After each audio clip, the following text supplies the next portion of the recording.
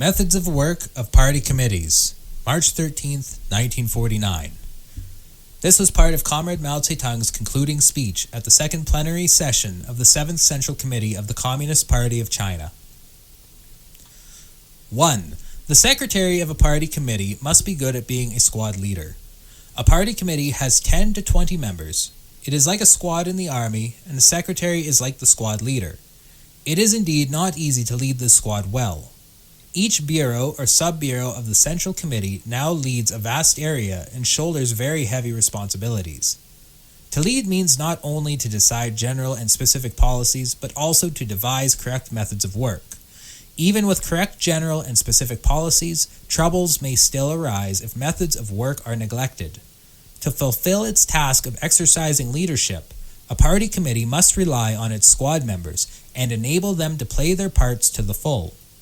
To be a good squad leader, the secretary should study hard and investigate thoroughly. A secretary or deputy secretary will find it difficult to direct his squad well if he does not take care to do propaganda and organizational work among his own squad members, is not good at handling his relations with committee members, or does not study how to run meetings successfully. If the squad members do not march in step, they can never expect to lead tens of millions of people in fighting and construction. Of course, the relation between the secretary and the committee members is one in which the minority must obey the majority, so it is different from the relation between a squad leader and his men. Here we speak only by way of analogy. 2. Place problems on the table. This should be done not only by the squad leader, but by the committee members too. Do not talk behind people's backs. Whenever problems arise, call a meeting, place the problems on the table for discussion, take some decisions, and the problems will be solved. If problems exist and are not placed on the table, they will remain unsolved for a long time and even drag on for years. The squad leader and the committee members should show understanding in their relations with each other. Nothing is more important than mutual understanding, support, and friendship between the secretary and the committee members, between the Central Committee and its bureaus, and between the bureaus and the area party committees. In the past, this point received little attention. But since the 7th Party Congress, much progress has been made in this respect, and the ties of friendship and unity have been greatly strengthened. We should continue to pay constant attention to this point in the future. 3. Exchange information. This means that members of a party committee should keep each other informed and exchange views on matters that have come to their attention. This is of great importance in achieving a common language. Some fail to do so and, like the people described by Lao Tzu, do not visit each other all their lives, though the crowing of their cocks and the barking of their dogs are within hearing of each other. The result is that they lack a common language. In the past, some of our high-ranking cadres did not have a common language even on basic theoretical problems of Marxism-Leninism, because they had not studied enough. There is more of a common language in the party today, but the problem has not yet been fully solved. For instance, in the land reform, there is still some difference in the understanding of what is meant by middle peasants and rich peasants. 4. Ask your subordinates about matters you don't understand or don't know, and do not lightly express your approval or disapproval. Some documents, after having been drafted, are withheld from circulation for a time because certain questions in them need to be clarified, and it is necessary to consult the lower levels first. We should never pretend to know what we don't know. We should not feel ashamed to ask and learn from people below, and we should listen carefully to the views of the cadres at the lower levels. Be a pupil before you become a teacher. Learn from the cadres at the lower levels before you issue orders. In handling problems, this should be the practice of all bureaus of the Central Committee and party committees of the fronts, except in military emergencies or when the facts of the matter are already clear. To do this will not lower one's prestige, but can only raise it. Since our decisions incorporate the correct views of the cadres at the lower levels, the latter will naturally support them. What the cadres at the lower levels say may or may not be correct. We must analyze it. We must heed the correct views and act upon them. The reason why the leadership of the Central Committee is correct is chiefly that it synthesizes the material, reports, and correct views coming from different localities. It would be difficult for the Central Committee to issue correct orders if the localities did not provide material and put forward opinions. Listen also to the mistaken views from below. It is wrong not to listen to them at all. Such views, however, are not to be acted upon, but to be criticized. 5. Learn to play the piano. In playing the piano, all 10 fingers are in motion. It won't do to move some fingers only and not others. But if all 10 fingers press down at once, there is no melody. To produce good music, the 10 fingers should move rhythmically and in coordination. A party committee should keep a firm grasp on its central task, and at the same time, around the central task, it should unfold the work in other fields. At present, we have to take care of many fields. We must look after the work in all the areas, armed units and departments, and not give all our attention to a few problems, to the exclusion of others. Wherever there is a problem, we must put our finger on it, and this is a method we must master.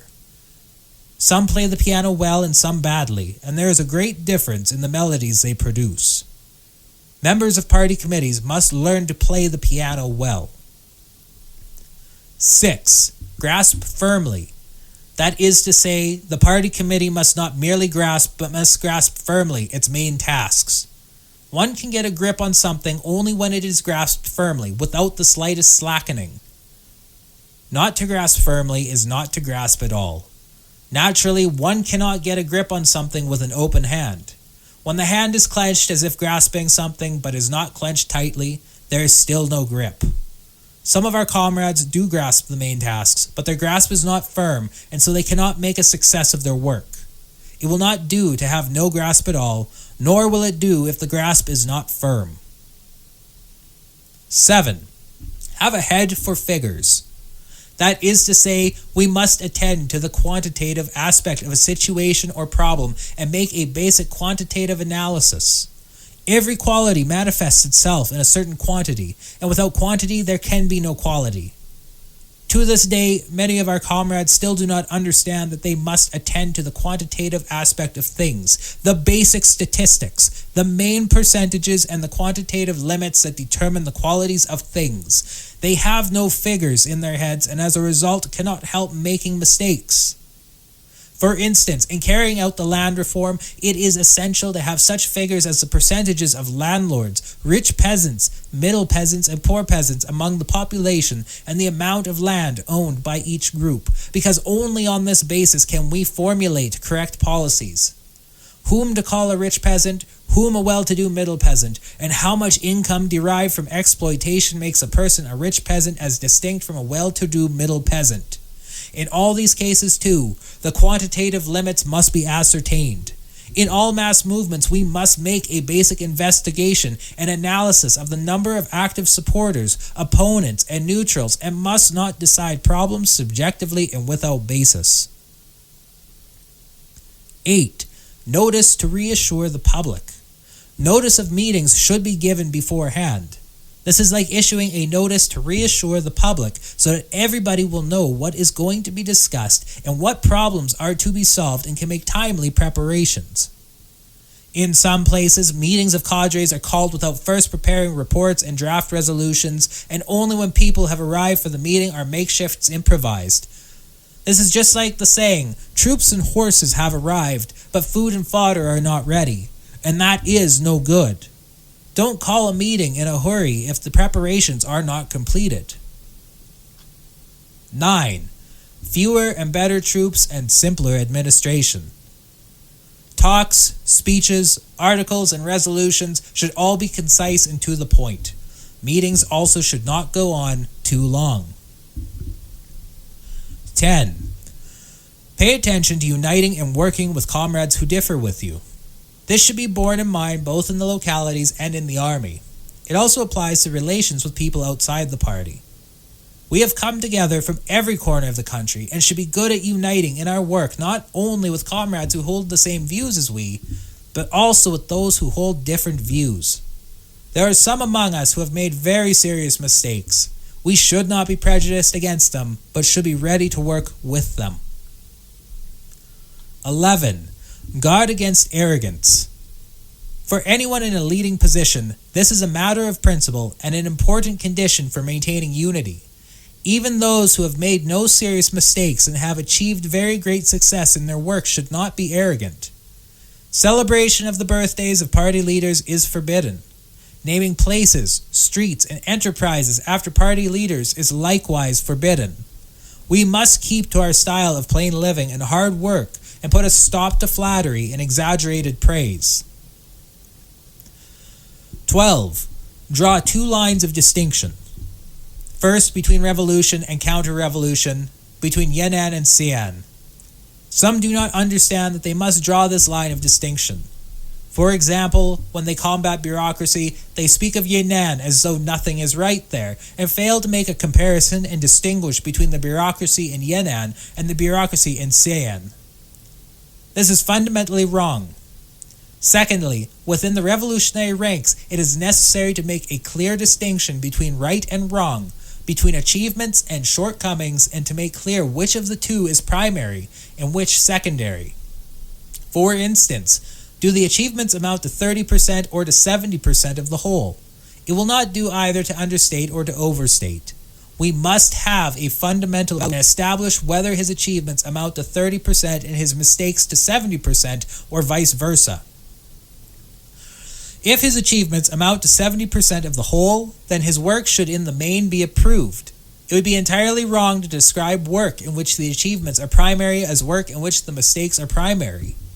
In our approach to problems, we must not forget to draw these 2 lines of distinction, between revolution and counter-revolution, and between achievements and shortcomings. We shall be able to handle things well if we bear these 2 distinctions in mind.